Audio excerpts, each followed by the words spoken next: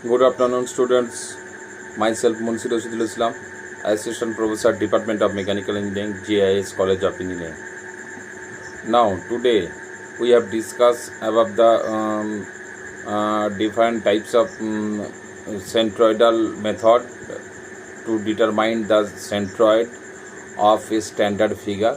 So, first of all, how to derive the different standard figure center of gravity or centroid from a standard body or standard section. So we can derive here from the different section of a standard figure, and let us see how it can be derived or how it can be derived from how it can be derived from any section. So now, first portion, that is the centroid of a triangle. So consider a triangle that is actually ABC of base width B and the height h as shown in the figure. Now let us see locate the distance of the centroid from the base, and let B1 be the width of the elemental strip that I consider here, and that elemental strip is EF of thickness dy at a distance of y from the base. Since triangle AEF are the similar triangle that we can write. So B1 by B is equal to h minus y by h. So B1 is equal to h minus y by h into B. Now 1 minus y by h into B. Now the area of the element dA, small dA, is equal to B1 into dy. So if I putting the value of B1, that is actually 1 minus y by h into B into dy. So the area of the element, A is equal to half B into h.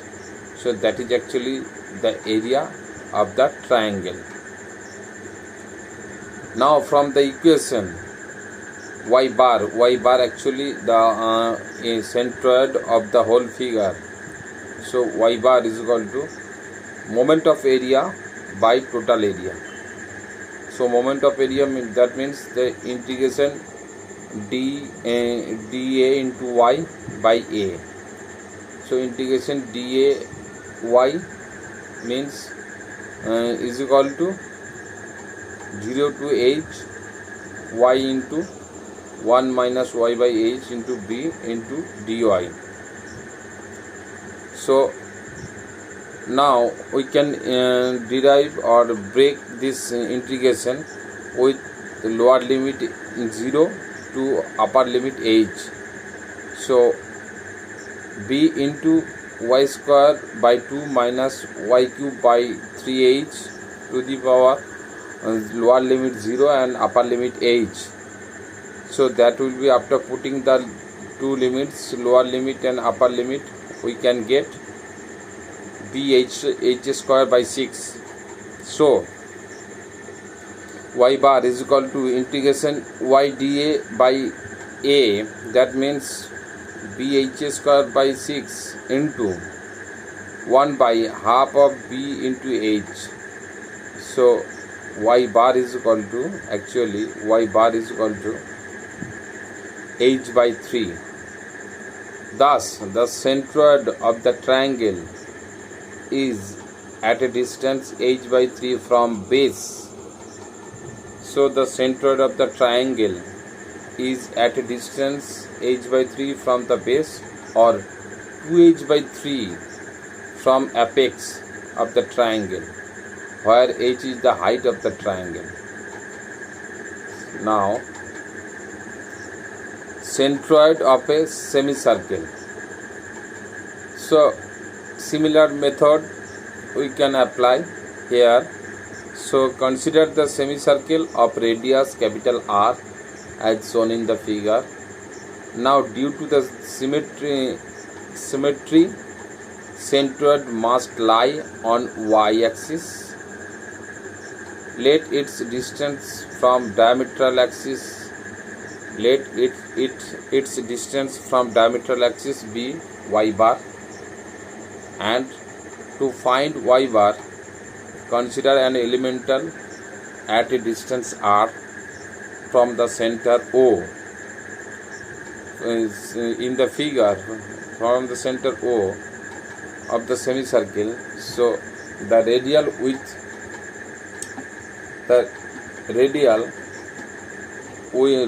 width being dr and bounded by the radius at theta and theta plus d theta. So area of the element, that means the small elemental ring element area, that will be r into d theta into dr. So its moment about the diametral axis is given by r d theta into dr into r sin theta. That means r square sin theta dr d theta. Now total moment of area about diametral axis. So that means the integration with limit 0 to pi and 0 to r square sin theta dr d theta, and after putting all the values we can get r cube by 3 minus cos theta with limit 0 to pi. And now r cube by 3, 1 plus 1, that means 2r cube by 3. So the area of semicircle A is equal to half pi r square. So y bar is equal to moment of area by total area. So moment of area is equal to 2r cube by 3 and total area half pi r square. If I put all these values, we can get pi r is equal to 4r by 3 pi. Thus the centroid of the circle is at a distance 4r by 3 pi from the diametral axis. Now another standard figure, and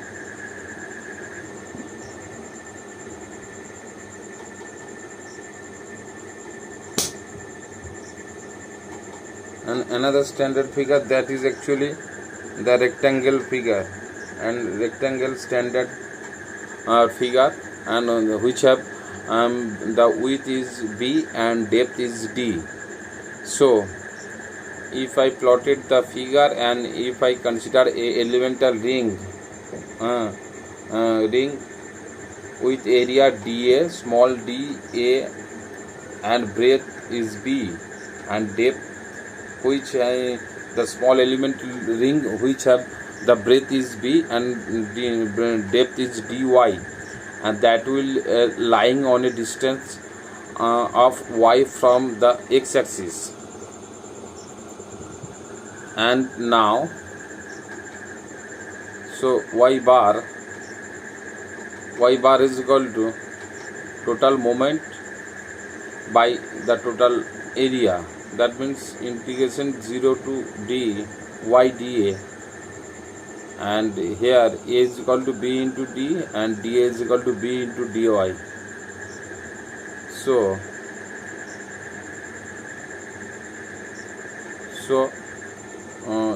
if I put the value y bar is equal to 0 and here b into dy by b into d, that means y bar is equal to 1 by d integration 0 to d y dy. And now if that value is putting in this equation, that means 1 by d y square by 2 0 to d. So y bar is equal to d by 2.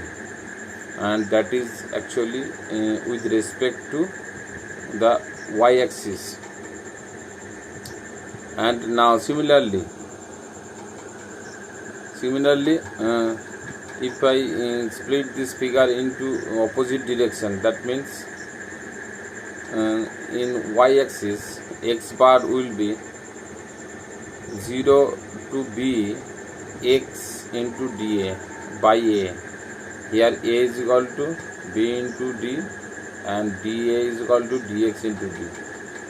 And now x bar is equal to 0 to b x dx into d by bd. And now putting the equations in the above portion, that means above equation portion, that means x bar is equal to 1 by b x square by 2 with limit 0 to b. And now after putting all the values, we can get x bar is equal to b by 2.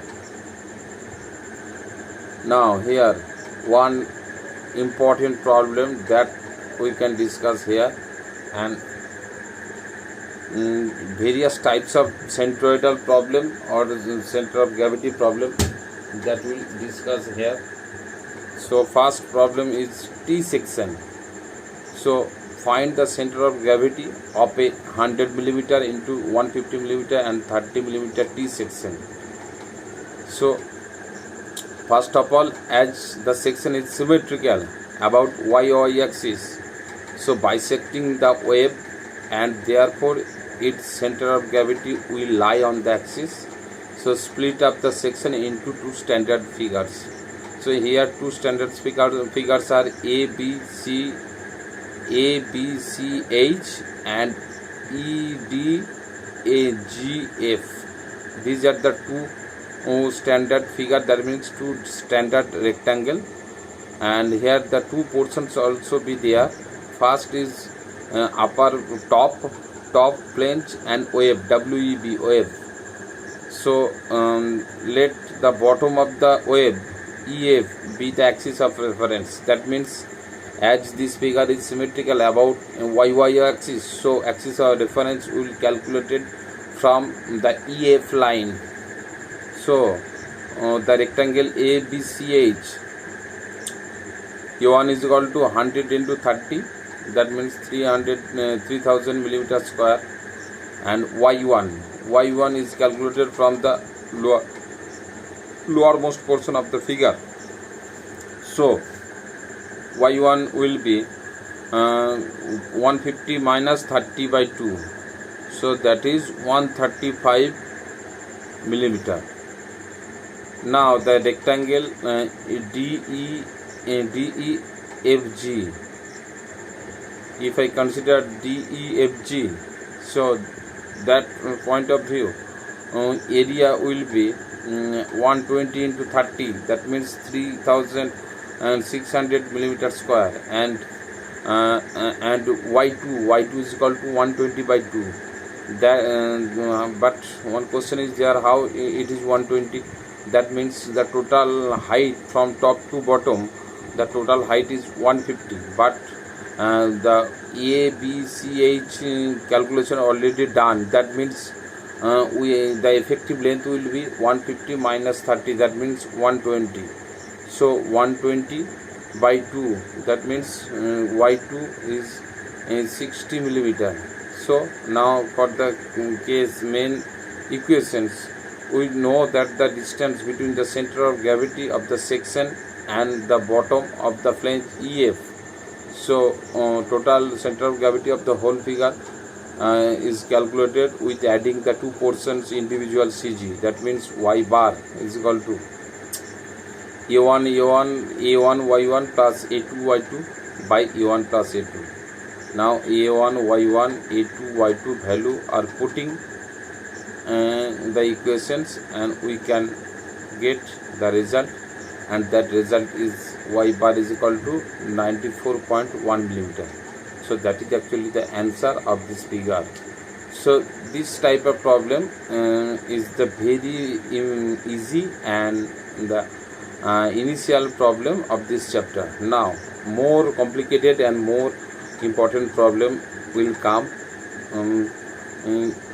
to the next classes. So thank you for today's class. Next class we can discuss with more complicated problem, with more different shape and size can be discussed with the centroidal point of view. Thank you.